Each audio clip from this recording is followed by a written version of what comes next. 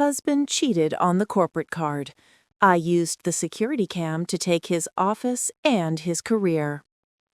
I discovered my husband, Markus, was having an affair with a younger finance analyst, Lena, and the audacity, he was funding their romantic dinners with our company's platinum card. While most people might resort to petty vandalism, I opted for a more public approach. I gave 17 senior executives a live front-row seat to his scandalous dinner directly from the security camera feed, right in the middle of our crucial Q3 strategy meeting. By the time he finished his dessert, he didn't just lose his marriage, he lost his $500,000 a year VP title and found himself locked out of his own life. You won't believe the lengths I went to, so hit that like button if you think corporate cheats deserve this kind of justice. And immediately drop a comment. What's the most epic revenge you've ever witnessed or pulled off? Let's dive in. There's something poetically satisfying about watching your spouse's career implode on the same corporate card he used to pay for his paramour's spiced apple tart, especially when 17 senior directors are watching it happen in real time during what they thought would be a quarterly finance projection meeting. I didn't plan on becoming the director of Zenith City's most exclusive drama that Tuesday afternoon, but when your husband of 12 years is foolish enough to take his side interest to the brasserie where your university friend is the executive chef, it's practically the cosmos handing you the control panel. Let me back up. I'm Evelyn Reed, 37, lead strategic planner at Veridian Dynamics, a logistics firm in Atlanta, Georgia, where late nights are a mark of character and commitment is expected to eclipse all personal bonds. Ironic considering what's about to unfold. My husband, Markus Vance, 39, is, or rather was, our vice president of logistics, the kind of man who compiles professional accolades like they are prestigious awards and calls himself a system closer without a shred of self-awareness. We met at Veridian 14 years ago, marrying 12 years back, and since then we'd established what I believed was the quintessential power couple existence in our historic Marietta mansion with no children. Our roles defined our lives, or so we convinced ourselves at social gatherings where people inevitably inquired why we hadn't started a family yet. Evelyn, I've got that trade event in Dallas tomorrow. 3 days of tedious meetings and bland conference center coffee, Markus announced last Monday, dropping his satchel on our lounge chair. The CEO wants me to smooth things over with the prime freight executives for that new contract. I nodded vaguely, barely lifting my gaze from my tablet where I was finalizing slides for the next day's presentation. What time is your transport? Early. Sedan at 5:30 a.m., he said, adjusting his stainless steel watch, the one I'd purchased for our 10th anniversary. Don't wait up. Need to prepare some materials. When you've been married for over a decade, you develop an intuition. I didn't have that sharp feeling yet, but reflecting now, the signs were clearly visible, painted in vivid detail and signaling wildly in my periphery. The last-minute trip, the obscure explanations, the pre-dawn prep, but 12 years of confidence buys a large margin for error. The subsequent day passed in a whirlwind of calls and deadlines. Around 7:30 p.m., I was still in the office, immersed in optimization charts, when my phone vibrated with a message from Silas Kent, my friend since our University of Georgia days and current executive chef of the Riverstone, the premier Atlanta dining spot where reservations are needed 4 months out, unless you're influential or romantically involved with someone. Odd question, isn't Markus supposed to be in Dallas? My composure didn't just waver, it executed a flawless, high-difficulty collapse. Yes, Prime Freight Summit. Why? 3 indicators flickered for an endless span. Because he just walked into my restaurant with Lena Croft from your finance team. Corner booth in the back, very intimate, very much not business formal. Lena Croft, 28, the ambitious finance analyst with the infectious smile and Vanderbilt degree, whom Markus had personally championed for the leadership development track, the one he referenced in every other discussion for the last 4 months. Lena had this fascinating idea. Lena's approach to cost analysis. Lena brings such fresh perspective to the group. I'd been so preoccupied being impressed by his sudden enthusiasm for mentorship that I failed to see what was overwhelmingly clear. My husband was undergoing the world's most obvious personal crisis. "Are you certain it's them?" I keyed in, still holding on to the brittle fragments of my reality. Silas replied with a photograph. There they were, Markus in his designer suit, leaning in close to Lena, whose glossy blonde hair flowed over a dark, elegant jumpsuit that definitely exceeded our company's dress code policy. His hand was resting on hers. The company charge card lay on the table's edge. "I can't believe he's reckless enough to bring her to my restaurant," Silas messaged. "Want me to oversalt his dish? Just give the go-ahead." But I had something far superior in mind. "Can you grant me access to your dining area video feed just for an hour or so?" Silas, bless his supportive heart, didn't hesitate for a second. System access, //chef.riverstone.com, passcode AtlantaView 2025. Camera 4 covers their section. This expires in 4 hours. Use it brilliantly, you stunning mastermind. Now, I could have reacted explosively right away, stormed down there, caused a commotion worthy of a streaming series, thrown his pricey vintage drink in his deceitful face. But I've always believed retribution, like a complex single malt, gains value from careful planning.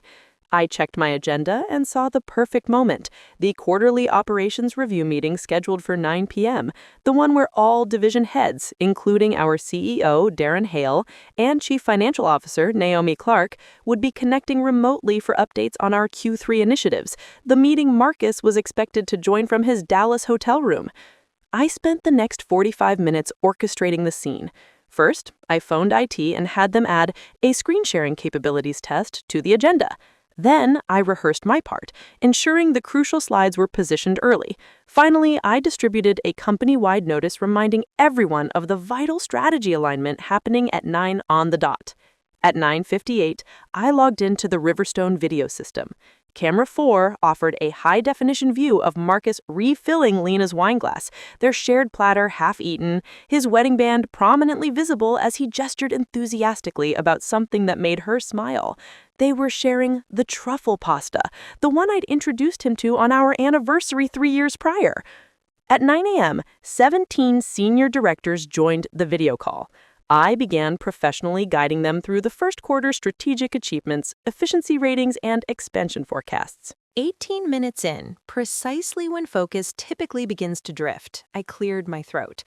Before we transition to department summaries, I'd like to share something relevant to our commitment to transparency and resource management discussions, I said, my tone as steady as a seasoned pilot's.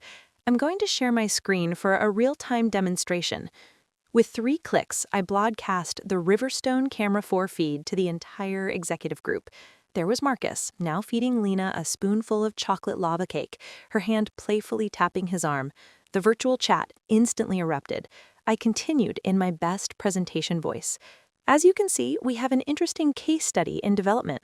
Our VP of Logistics, who expense reported a $1,400 flight to Dallas, $550 per night at the Omni Hotel, and $90 in daily allowance for the Prime Freight Summit, is actually conducting what appears to be a non-essential dining experience with our newest finance analyst at the Riverstone. You'll note the corporate platinum card on the table, which I'm sure will make for some captivating expense report analysis. A complete hush fell over the call. Video feeds that had been deactivated suddenly illuminated as executives rushed to observe the professional catastrophe in motion. CEO Darren Hale, a man whose usual expression resembled a cautious accountant, unmuted first. "Ms. Reed, is this some form of ill-advised humor?" "Not at all, sir. Just illustrating our new transparency metrics in action. You'll notice from the timestamp that this is occurring right now, while Mr. Vance is supposedly representing us in Dallas." The CFO, Naomi Clark, looked as though she'd just discovered a significant accounting error. Lena Croft is currently in her probationary period in our leadership development track, the program Markus personally advocated for her entry to, overriding 2 more experienced candidates. I smiled briefly. What a fascinating overlap. I've taken the liberty of forwarding pertinent communications to compliance and legal prior to this meeting. Now, shall we proceed with the scheduled department updates, or would you prefer to observe the final course in its entirety? The next 24 hours unfolded like a corporate thriller, where I somehow acquired the dual roles of lead actor and camera operator. After broadcasting Markus's extravagant infidelity to the entire executive team, I calmly concluded the meeting as if I hadn't just detonated a senior management crisis. My closing words: I trust this information will be handled with the same professionalism and sound judgment that Veridian Dynamics prides itself on, hung in the air like the world's most subtly hostile mission statement. The consequences were immediate. CEO Darren Hale, a man whose usual expression resembled a cautious accountant, unmuted himself one last time before terminating the call. Ms. Reed, my office, 7:30 a.m. tomorrow. Legal and finance will join us. His tone possessed all the warmth of an economic downturn. Meanwhile, across town at the Riverstone, Markus and his dessert companion remained delightfully unaware that they had just starred in Atlanta's most exclusive internal screening. According to Silas's amused text updates, they lingered until nearly 11:30, with the tab totaling $415, not including the 20% gratuity Markus added, because nothing screams responsible leadership like excessive spending on your corporate card while committing both spousal and professional termination. I drove home, poured myself a glass of the ridiculously aged bourbon that Markus had been saving for a significant promotion, and systematically began implementing what I now refer to as the separation protocol. First, I called our family lawyer, Rebecca Stone, leaving a message that managed to be both ambiguous and perfectly clear. Rebecca, it's Evelyn Reed. I need to discuss urgent options regarding a sudden major change in my marital status. Also, any expertise you have on Georgia corporate law would be particularly useful. It's critical. Next, I transferred half of our joint investment funds to my private brokerage account. Not everything, because unlike my husband, I understand that scorched earth methods make for exciting stories, but prolonged legal battles. Then I updated all my access codes: email, internal network, banking, even our premium media subscription.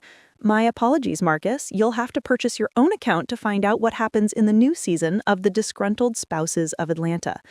By midnight, I drafted a detailed memo to our company's head of security requesting immediate deactivation of Markus's remote access to our home server due to a documented conflict of interest currently under internal review. I scheduled it to deploy at 6:30 a.m., plenty of time to land before my morning meeting with Darren Hale. The most satisfying accomplishment of my evening, however, was finding the tracking app still functional on Markus's tablet, which he'd conveniently forgotten in his haste to avoid Dallas. I watched the small green icon that represented my husband move from the Riverstone to an address in Buckhead that, after a quick records check, proved to be Lena's contemporary apartment complex. How convenient that her leadership training included such comfortable accommodations for after-hours coaching sessions. I slept remarkably well that night, enveloped in the cool certainty of someone who has nothing left to lose, but a substantial amount left to gain.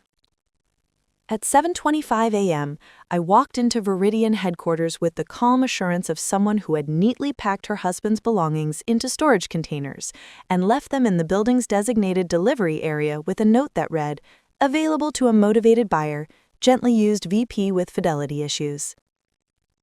Darren's corner office overlooked the Atlanta skyline, a view he'd often stated reminds him daily of the importance of rising above the competition. Today, that competition was about to get much more severe than a typical business quarter. Naomi Clark from finance was already there, looking like she'd spent the night consuming copious amounts of coffee and compliance documents. Beside her sat Howard Sims, our composed general counsel, whose expression implied he was mentally tabulating the legal costs for this specific corporate firestorm. "Evelyn," Darren began, "I want to start by stating that, irrespective of the personal elements of the situation, your actions yesterday evening raised valid concerns about professional conduct and company guidelines. I smiled the way I imagined an apex predator might, right before a decisive strike. I completely understand, Darren. That's why I've prepared this portfolio containing every email, text message, and calendar item between Markus and Lena for the past 5 months. You'll note on page 4 how he overrode standard hiring procedure to fast-track her application to the leadership development track, despite her lacking the required 6 years of industry experience. I placed a second portfolio on the desk. And this contains the expense reports showing Markus's pattern of claiming business trips that align precisely with Lena's professional development seminars. The Dallas convention he was supposedly attending? I contacted the organizers this morning. They have no record of his registration. Naomi winced. Howard's cheek muscle twitched, the legal equivalent of profound shock. While I recognize my approach was unconventional, I continued, I'd like to emphasize that I exposed and reported a substantial misuse of company assets, a violation of our conflict of interest policy, and potentially a case of undue influence that exposes Veridian to significant risk, all by utilizing the tracking tools our own company develops and sells to clients. Darren's face underwent an impressive shift from initial disapproval to reluctant respect. That said, I added, I acknowledge this is an untenable working scenario, so I've prepared a third option. I handed him a final document. My resignation, effective in 3 weeks, contingent upon a standard non-disclosure agreement and the comprehensive severance outlined on page 3. The silence that ensued was the costly kind, the sort that requires substantial funds to manage. Howard recovered first. These stipulations are exceptionally detailed. I had an enlightening night, I replied. Darren leaned back in his chair, evaluating me with fresh perspective. And if we were to propose an alternative solution? I'm receptive. Markus is the one who violated corporate policy. It would be detrimental to lose 2 high-level leaders over one person's poor judgment. What followed was the most surreal compensation negotiation of my career, conducted over the ashes of my marriage and my husband's corporate standing. I left Darren's office 2 hours later with a promotion to Executive Vice President of Global Strategy, a 35% salary increase, and the keys to a new corner office, specifically Markus's corner office, which would be undergoing a change of ownership effective immediately. By noon, the company network was generating more commentary than any news site. The official report was that Markus had taken an unscheduled leave to attend to private matters, but the unofficial narrative spread through internal messaging and kitchen whispers with the speed of a viral rumor. I maintained professional decorum throughout the afternoon, even when encountering Lena in the hallway, who looked like someone had just informed her that her dream job had been reclassified as professional homewrecker with limited career advancement potential. "Lena," I acknowledged politely, noticing how her face paled to the color of the off-white wall paint. "Evelyn, I don't know what to say," she stammered, clutching her binder like a shield. "No need to offer commentary," I replied with a smile that could freeze liquid nitrogen. "I believe your quarterly assessment is next week. I'll ensure your performance is evaluated thoroughly. I'm particularly interested in your contributions to our departmental morale." She practically bolted toward the elevator. At 3:30 p.m., my phone was flooded with messages from Markus, who had apparently just discovered that his keycard was no longer operational. His email redirected to an account suspended notification, and his personal items were waiting for him in storage bins at the service entrance. "What have you done?" his first message demanded in all caps, the digital equivalent of a child's outburst. I didn't reply. Some performances require no applause. Instead, I walked into my new corner office, placed my nameplate on the large desk, and sent a company-wide email introducing myself as the new EVP of Global Strategy, adding that I look forward to fostering transparency and integrity across all our operations. My first executive directive? Discontinuing the leadership development track, pending a comprehensive review of our selection metrics. My second, ordering a bottle of high-end champagne sent to Silas at the Riverstone with a note that simply read, "Camera 4 sends its congratulations." By Friday morning, a mere 40 hours after the monumental Camera 4 broadcast, I had successfully transformed from betrayed wife to corporate legend, rising from the ruins of her husband's spectacular self-destruction. The speed of this transformation would have made any organizational consultant question their career. What I hadn't foreseen was Markus's astonishing dedication to worsening his situation. Around 10:30 a.m., he made his dramatic entrance into Veridian's lobby, bypassing security by following closely behind a courier. Security footage, which our head of security, Leo, happily shared with me, showed him charging toward the executive floor like a man whose entitlement had never been challenged. "Ms. Reed," Leo called, barely suppressing his delight, "you might want to view this live feed from the reception area." I gathered a few key allies, Naomi from finance and Howard from legal, into my new corner office just in time to witness Markus's futile efforts to gain access to the executive floor.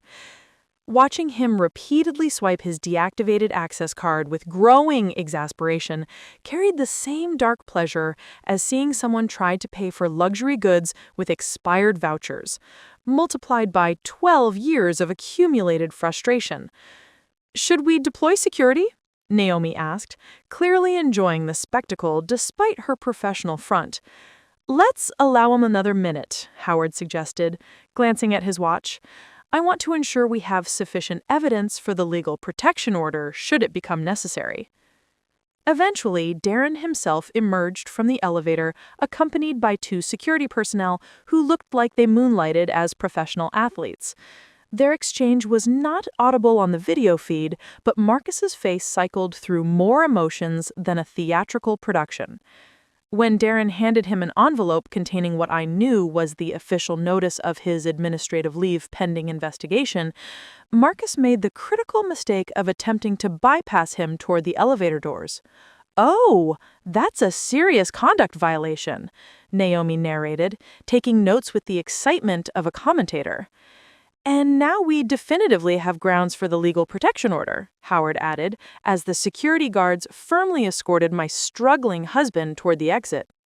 "I want full footage preservation," I instructed Leo, "and please ensure the building staff knows he is not to be permitted entry under any circumstances." After Markus's forceful departure, I sequestered myself in my office and shifted focus to something even more crucial than watching my husband's decline, ensuring my own advancement wouldn't be jeopardized by association.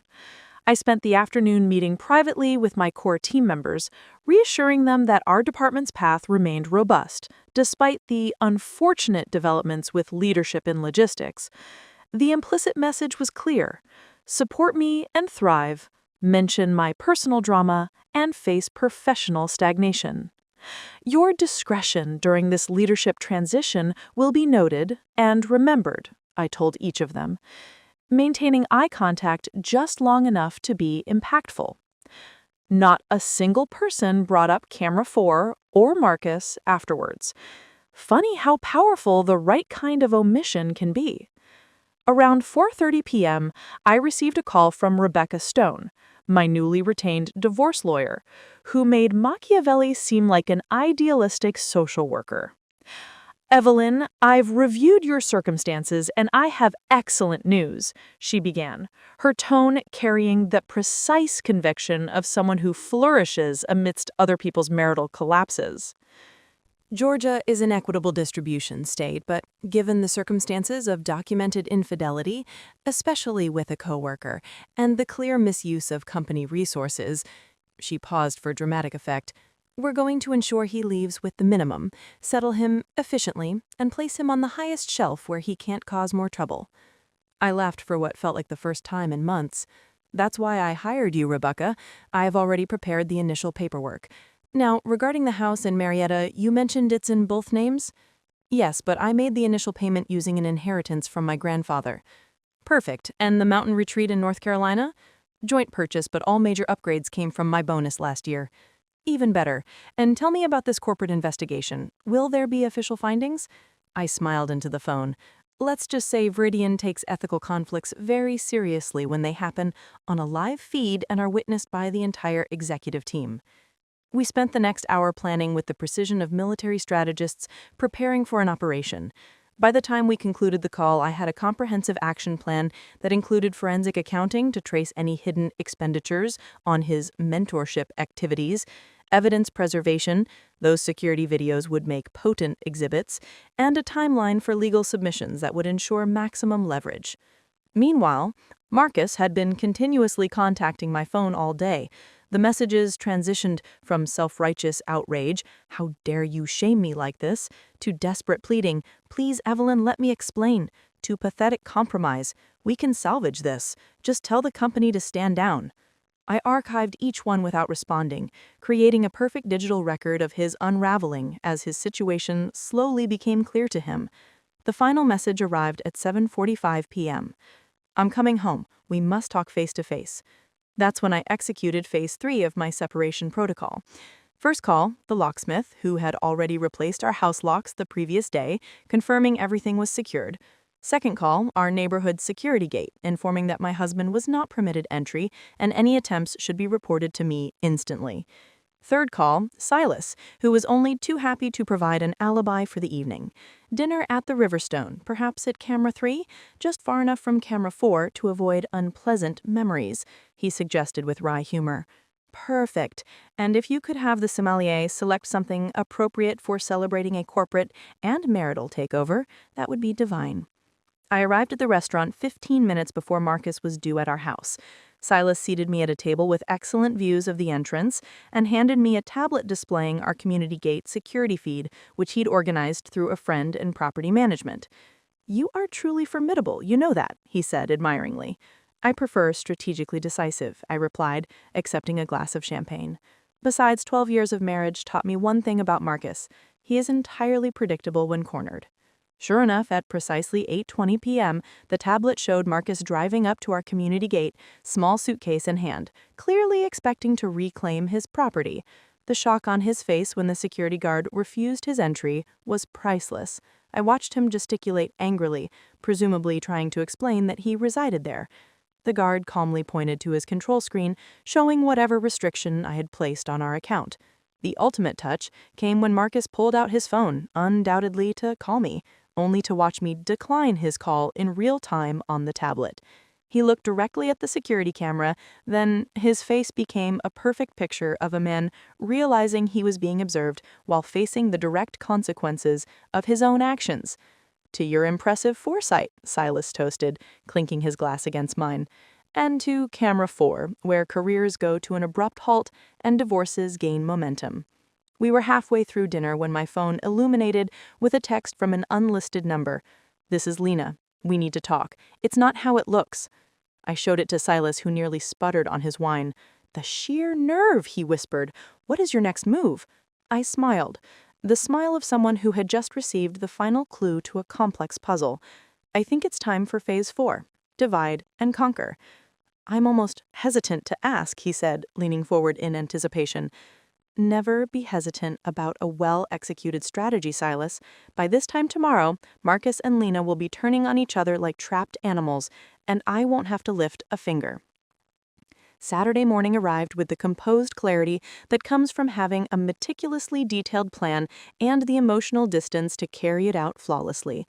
After spending the evening planning over an exceptional bottle of Cabernet with Silas, I'd decided on my response to Lena's unexpected communication. I texted her at 8:15 a.m. sharp. "Grove Park Bistro. 10:30 a.m. One chance to talk. Come alone." Her response was instant. "Thank you, I'll be there." The cafe I had chosen was perfectly strategic, public enough to prevent a scene, but with private booths for discreet discussion. Crucially, it was directly across from the boutique hotel where Markus had secured a room after being locked out of our house. The hotel where, according to my community guard, who had enthusiastically recounted Markus's desperate attempt to have his luggage dropped off, he was still located. I arrived 25 minutes early, secured a table with excellent views of the entrance, and settled in with an espresso and the morning's market news. Success is the ultimate statement, and I wanted Lena to see me flourishing, not grieving. She arrived precisely at 10:30 a.m., looking like she'd spent the night mentally preparing what to say in front of her mirror. Her usual meticulous presentation had been replaced by something more strained.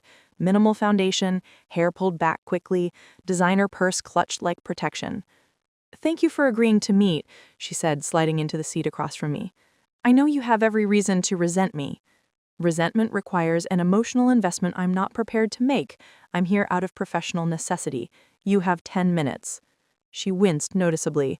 "Evelyn, this is a complete misunderstanding. Markus told me you two were already separated. He said you were casually seeing other people and staying together for professional reasons."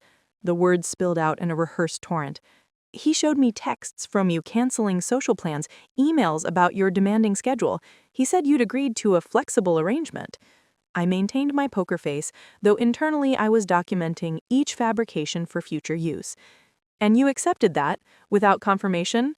Vanderbilt degree, and you didn't conduct due diligence on such a fundamental risk decision?" Her cheeks flushed deeper. I thought I was developing feelings for him. He was so persuasive, so considerate." "Developing feelings doesn't necessitate using platinum credit cards at exclusive restaurants," I observed, mildly sipping my coffee, "or expense-paid fake business trips." "That was all him," she insisted, leaning forward. "I never asked for any of that, and I was completely unaware he was misusing company funds. That's why I reached out. I don't want my career ruined because I fell for someone's deception." And there it was, her core motivation. Not sorrow, not moral awakening, but professional self-preservation. I almost admired the pragmatism. "What exactly do you expect from me?" She hesitated. "I want to rectify this. I've already spoken with finance about transferring to our Denver branch. I've been offered a role there starting next month." "How convenient for your clean slate." "It wasn't my request," she protested. "Naomi suggested it as the most straightforward resolution for everyone. But before I leave, I wanted to tell you that Markus has been spreading rumors about you to other senior directors, trying to sabotage your new position." No, that was insightful. "What kind of rumors?" "That you deliberately set him up, that you were fully aware of the dinner and meticulously arranged everything to humiliate him and take his job." She glanced down. "He's been contacting board members, claiming you illegally breached his privacy and corporate protocol." I couldn't help but smile slightly. Markus was following the predictable pattern of flawed men everywhere. When caught, allege conspiracy. "Thank you for the information," I said, my mind already formulating counter-strategies. "Is there anything further?" I'm truly sorry." Her eyes filled with what might have been genuine regret. "I never intended to cause distress." Intention and result are distinct concepts. Remember that in Denver. I stood, collecting my items. "Our 10 minutes have expired." As I turned to walk away, I added casually, "By the way, did Markus happen to mention he's been seeing someone else besides you, an account manager from Prime Freight named Sandra? They've been meeting at the Ritz-Carlton during those Dallas conventions for months." The color drained from her face entirely. "What? No, that's impossible." "Check his archived messages under the label SC-PF. Passcode is his birth year reversed." I smiled thinly. "Vanderbilt MBA, remember? Always verify your data." I walked out without turning back, but the security camera footage Silas had arranged for me to access later showed exactly what I'd anticipated. Lena frantically typing on her phone, then charging across the street toward Markus's hotel with determination in her eyes. Phase 4 was proceeding flawlessly. By Monday morning, the corporate communication channels were abuzz with news that Lena Croft had been observed having a spectacular public argument in the lobby of the Omni Hotel in Dallas, shouting accusations at Markus about a third woman, while he desperately tried to deny everything. A hotel staff member had recorded the entire incident on their phone, and although it hadn't reached social media yet, the video was circulating among Veridian employees faster than the annual stock option predictions. The timing couldn't have been better. The board had called an urgent meeting to address the recent leadership instability, and I walked in armed with a comprehensive presentation on global department restructuring that elegantly solved the Markus Vance problem while positioning me as the solution-oriented professional above personal drama. "Given recent events," I began, addressing the room of stern-faced executives, "I believe we have an opportunity to streamline our logistics and strategy alignment for greater efficiency. My proposal was simple but strategic. Fold logistics under the strategy umbrella temporarily while conducting an external search for a new logistics director. This would give me oversight of both divisions during the transition, effectively neutralizing any influence Markus might still have, while positioning me as indispensable to the company's stability. This approach prevents operational disruption while maintaining our Q3 targets, I concluded, displaying a timeline that coincidentally extended my expanded authority through the next 2 fiscal quarters. And it signals to our team that personal matters don't interfere with professional excellence at Veridian Dynamics. The board approved my proposal unanimously. By lunchtime, I had access to all of Markus's departmental files, contacts, and active projects. By 3 p.m., I'd identified and secured loyalty from his 3 most competent team managers. By 5 p.m., I drafted an all-hands announcement framing the changes as strategic optimization rather than, "Your boss got caught with his expenses down." The final touch came Tuesday morning when Darren Hale called me into his office to show me Markus's formal resignation letter, which had arrived overnight, along with a settlement agreement waiving any claims against the company in exchange for a non-disclosure agreement and neutral reference. "Impressive outcome," Darren noted, studying me with newfound respect. "From catastrophe to clean resolution in less than a week." "Crisis management is part of the job," I replied modestly, and Lena Croft accepted a transfer to our Denver office, effective immediately. I believe it's for the best. What I didn't mention was that her transfer came with a confidential agreement to provide a detailed statement about Markus's manipulation of the training program selection process, insurance against his future attempts at reputation rehabilitation. That evening, I treated myself to dinner at the Riverstone, Camera 3, a respectable distance from the now infamous Camera 4.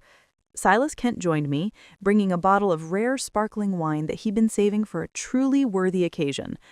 "To clean endings," he toasted.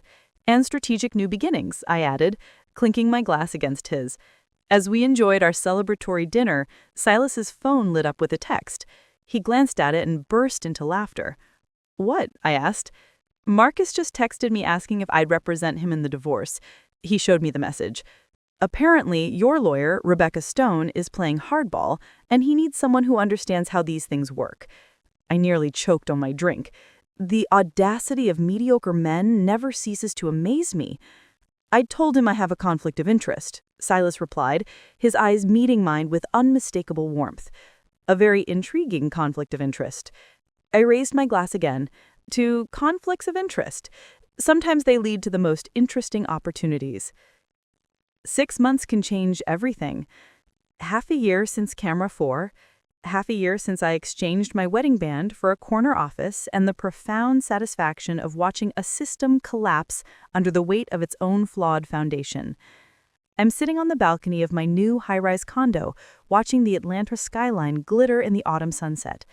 The historic Marietta mansion went to Markus in the divorce settlement, not because he deserved it, but because I wanted nothing that carried the residue of our marriage. A clean slate was worth more than square footage and complicated ownership records.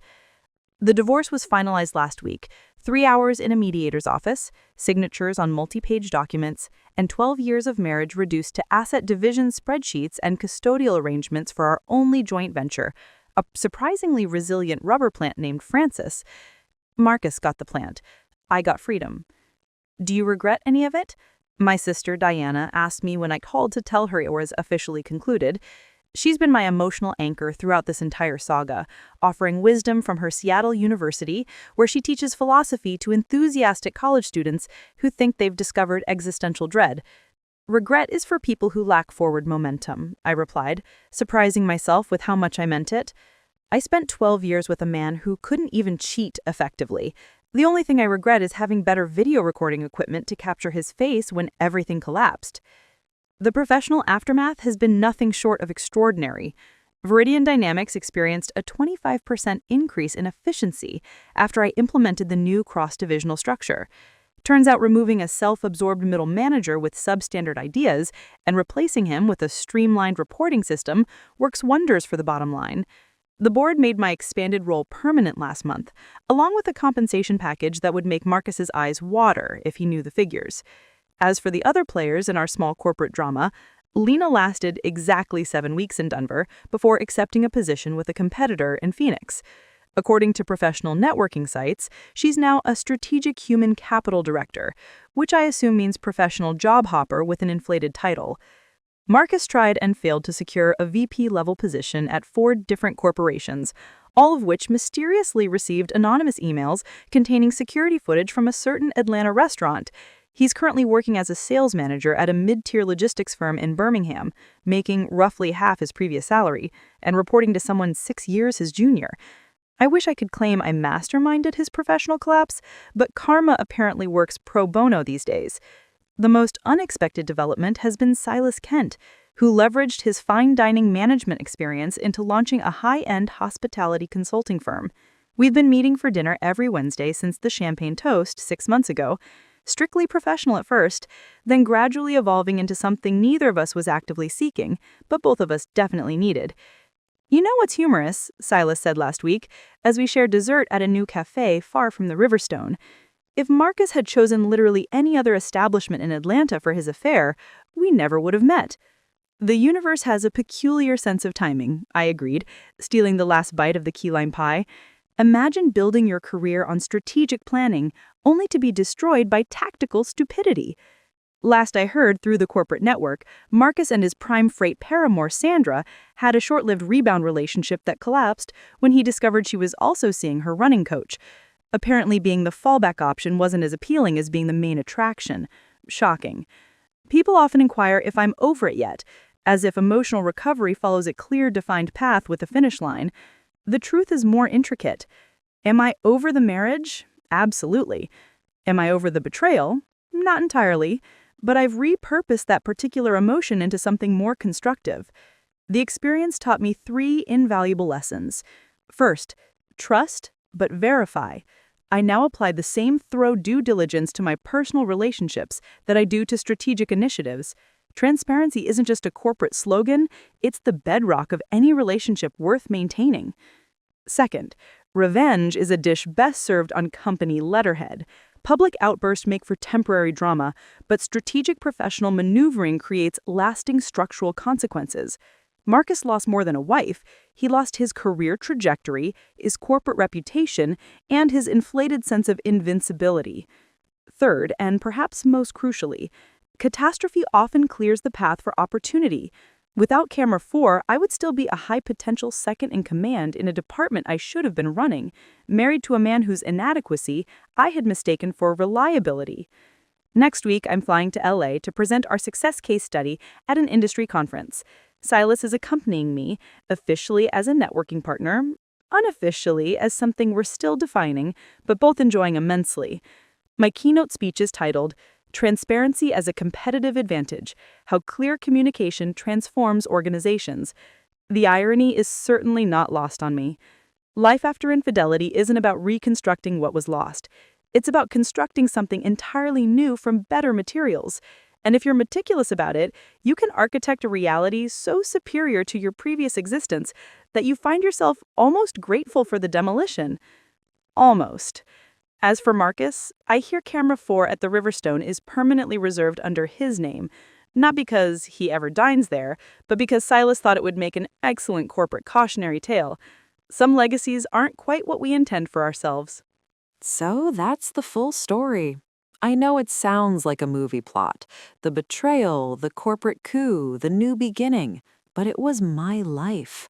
And honestly, for a long time, I thought that betrayal was going to be the ending, that it would define me.